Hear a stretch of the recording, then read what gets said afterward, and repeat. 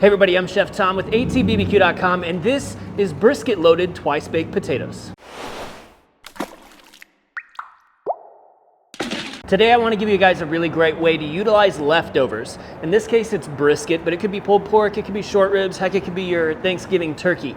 It doesn't really matter what the protein is. We're going to focus on the twice baked potato itself and then bring it all together in the end. Got some large russet potatoes here that we're going to hit with some roasted garlic olive oil. Just get that completely coated, and then we're gonna season it up with some Cattleman's Grill Lone Star, which is our brisket rub, salt, pepper, garlic, celery seed, and then roll that up in the foil.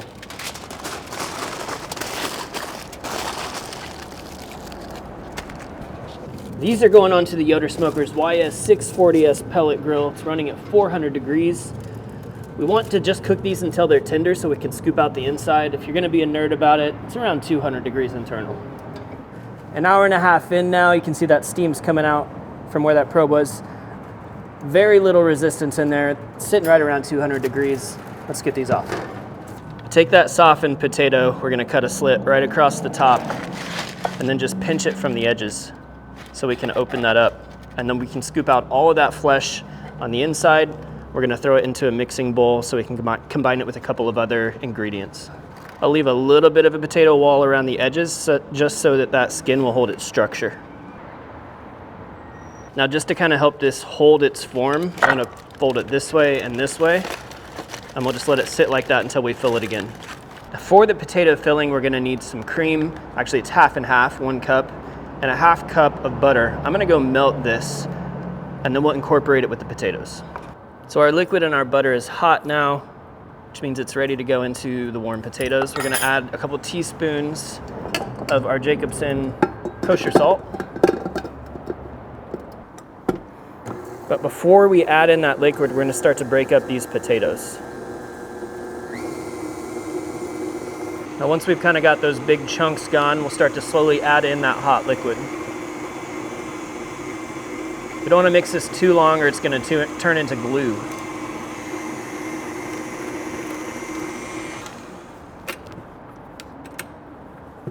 Let's just scrape down the sides, try to get rid of some of these big chunks. It's a delicate balance of getting everything broken down and mixed together without turning it into a total paste. Now you can do this to your desired consistency. These measurements aren't the absolute right measurements. It's whatever you want in the end. I'm liking the way this is looking right now though. Flavor spot on, still some small chunks, but I don't want this to get any gluier, so we're gonna stop right here. Now we're gonna fold in our cheese. This is 4 ounces of sharp cheddar.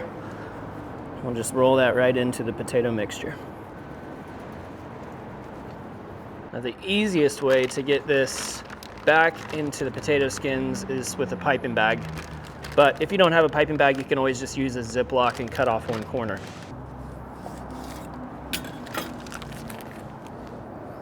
And we're just gonna fill these guys up.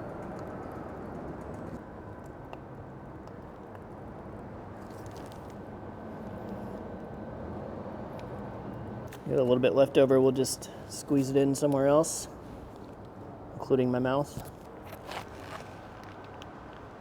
That'll go. Now I've thrown a wire rack in here just because it's going to make it easier to move these once they're kind of softened up and all warmed up. Close the lid up and just let all of that come back up to temp. Real quick here, we're going to mix up our sour cream ranch topping with 1 cup of sour cream and a 1/4 cup of ranch seasoning. This one happens to come from Kansas Flavor, local to Wichita. Get that mixed really well, and then into a squeeze bottle. Give those about 45 minutes. You can see we've got a nice little crust formed on top. Everything's warmed up. This thing is an entree right here, for sure. So we're gonna build just one for now. We brought back about 1 pound of brisket here. Just a little bit of beef stock in the pan to keep it nice and juicy. And we're gonna give it a good chop. Just cover that potato with brisket. Top this off with the ranch sour cream, a little bit of barbecue sauce, using the Blues Hog Smoky Mountain today. Throw some queso fresco on top. And then some chives. All right, let's mess this thing up.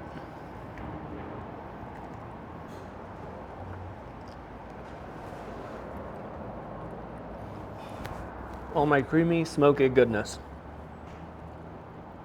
This is amazing. It's essentially mashed potatoes, cheesy mashed potatoes, topped with brisket, and then you've got that ranch sour cream on top,